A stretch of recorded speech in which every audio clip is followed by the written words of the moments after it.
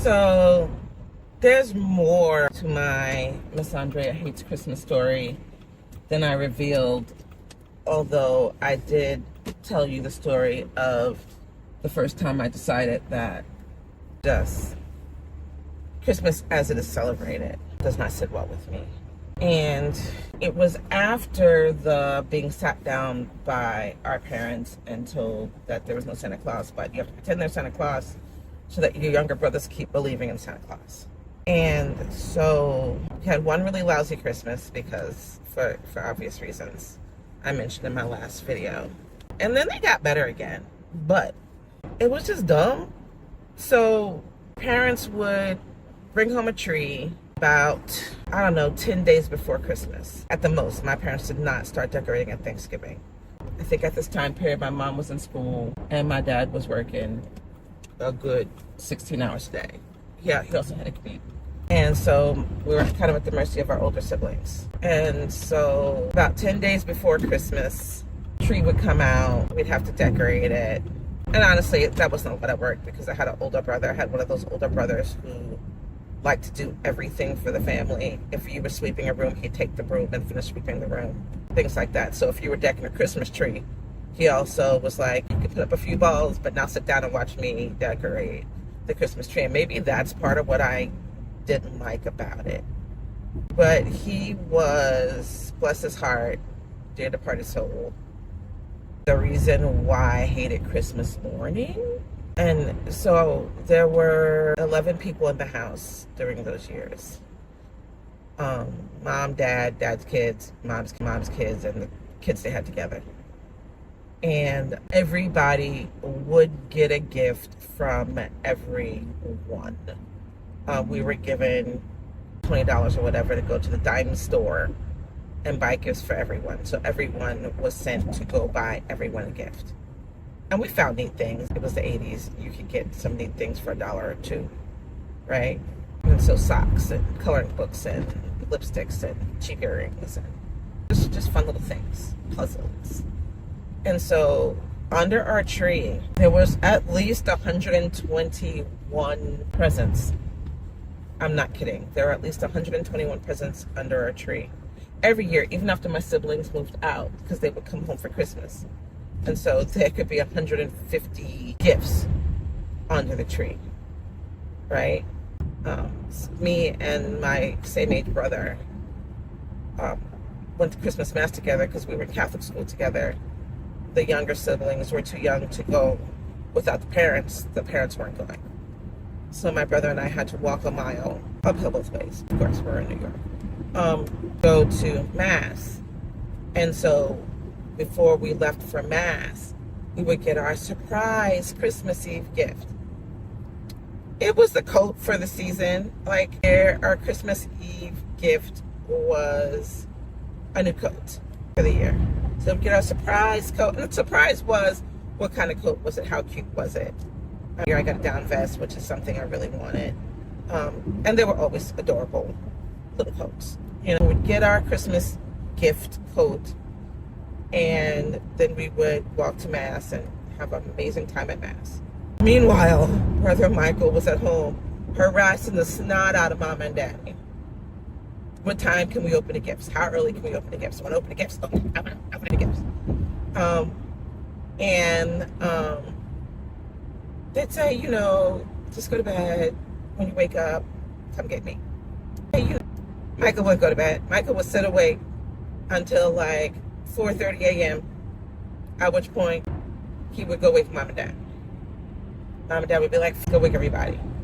So I would get ripped out of my bed somewhere between 4:30 and 4:45, go and open gifts.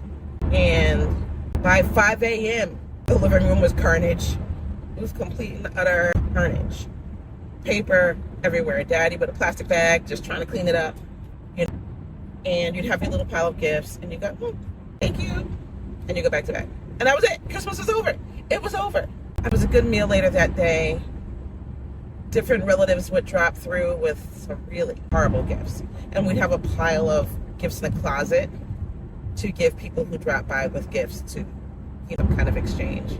And I guess that was kind of cute. But like, Dad's mom would give us used cosmetics, like perfume, a used lipstick. And she only gave like a couple of daddy's kids good gifts at that time. As our relationship evolved, she got better. Or, well, for a while she stopped giving altogether because no one appreciated her gifts. And then when she started giving again, her gifts got better. But at that point in my time, my preteen years, I was just getting garbage from Dad's family because I understand he's my stepfather, right? I was getting utter complete garbage. So for me, Christmas was over by 5 a.m. because I was getting everything I was going to get. And I guess Christmas, I think we had lasagna for dinner. Mom made a mean lasagna, and I still make lasagnas on Christmas Eve because my family demands it. Yeah, kind of my art with Christmas was that it was just so stinking anticlimactic, and I hated that. My own family, we do things differently. Get up when we're good and ready. Never before 8 or 9 on Christmas morning. The kids were small. If it was Sunday, we went to church first, right? We didn't open gifts until after church. If Christmas was on a Sunday. Of course, we had gone to Christmas Eve Mass otherwise. We get up when we're good and ready. No earlier than 9 a.m. And so we'll have breakfast together. And then after we had breakfast, and we open gifts. And I'm pretty sure that this tradition came from my husband's Jamaican family, who you had to have breakfast before you open gifts. So we're opening gifts around 10, 11 a.m. And they're just not like, how many gifts can you give each other? We really sit and think about what each person wants, what they've asked for. And even if we're getting what they asked for, how do we make it unique and thoughtful? And so that's just how we approach Christmas in our family. For extended family and friends, every year I just pick a theme and I buy items in that theme for everyone. So it's just like one shopping trip for everyone outside of my nuclear family. So it might be jammies, it might be socks.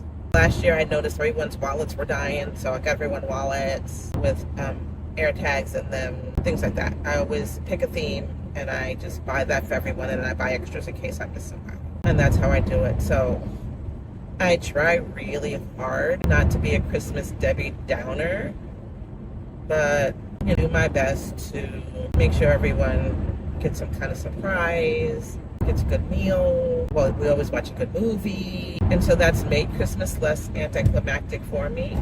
And yeah, I do have some residual sadness because my mother died on Christmas. But I hate that my family tiptoes around me for that reason, because I don't wake up every Christmas morning and say my mother died. I really don't. My mother wanted to live until Christmas. And so her dying on Christmas is an honor for me and not a source of pain, right? So if you like my stories, give me a thumbs up and ask me a question. I have a student who, because I teach history, I will hit a point, especially when we teach modern history or American history, we'll hit a point where I'll say, and I was this old, and this is what I remember about this. And he says, you need to write a book. You have such amazing lore. So why do you have, for one human, why do you have so much lore? And honestly, I have a lot of lore because when you have like 8 siblings, you end up with a lot of stories, right? When you got a funny stepdad and a goofy mom and a church family and like our stories.